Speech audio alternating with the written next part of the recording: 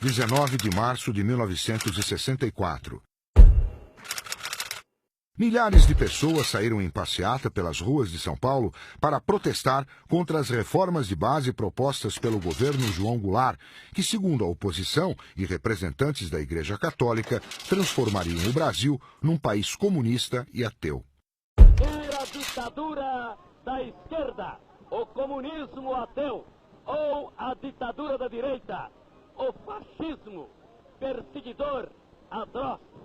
Aqui estamos ao lado de figuras que comparecem ao lado do povo, figuras de destaque do mundo político brasileiro, que vieram trazer a sua solidariedade ao povo de Santos, que começa a lotar por completo a Praça dos Andradas.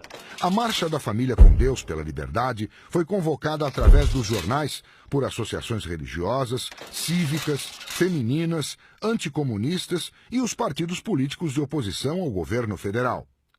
As mais de 100 entidades civis envolvidas foram coordenadas pela União Cívica Feminina, fundada em 1962 por mulheres de empresários e militares paulistanos, e também pela Campanha da Mulher pela Democracia, fundada no Rio de Janeiro por padres católicos e esposas de empresários cariocas. A organização das entidades era apoiada financeiramente pelo Instituto de Pesquisas e Estudos Sociais, o IPES, entidade fundada e mantida por empresários paulistas e cariocas, que recebia também dinheiro do governo dos Estados Unidos e era presidida pelo general Golbery Couto e Silva. Com as informações reunidas pelo IPES, o general Golbery criou o Serviço Nacional de Informações, o SNI, que ele mesmo dirigiu entre 1964 e 1967.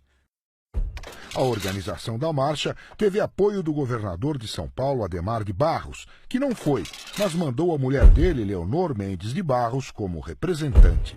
Os historiadores atribuem à Marcha da Família com Deus pela Liberdade a legitimação popular do golpe militar que viria em 31 de março daquele ano. Na passeata, cartazes contra o comunismo ateu pediam democracia, liberdade e um governo cristão. Depois de circular pela cidade, a marcha chegou à Catedral da Sé, onde havia sido montado um palanque. Os jornais apoiavam abertamente a mobilização contra o governo e avaliaram o público em 500 mil de pessoas. Segundo as manchetes, uma aglomeração jamais vista em São Paulo. O palanque em frente à catedral ficou cheio. Estavam lá padres, deputados de partidos de oposição, como o PSP, o PSD e a UDN, a primeira-dama do Estado, Leonor Mendes de Barros, o governador da Guanabara, Carlos Lacerda, e o presidente do Congresso Nacional, o senador Auro de Moura Andrade. Todos discursaram contra o presidente João Goulart e o cunhado dele, o deputado federal pelo PTB, Leonel Brizola, ex-governador do Rio Grande do Sul. Para os oradores, os dois queriam implantar uma ditadura comunista no Brasil, e contra isso foi pedida a intervenção das Forças Armadas.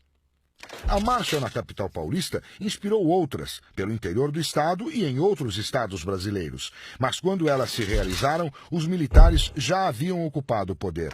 Foram marchas de comemoração, como a do Rio de Janeiro, que reuniu um público calculado pelos jornais em 1 milhão de pessoas, saudando a vitória da democracia contra o comunismo graças à ação dos militares, que após o golpe instalariam uma ditadura de 21 anos no Brasil.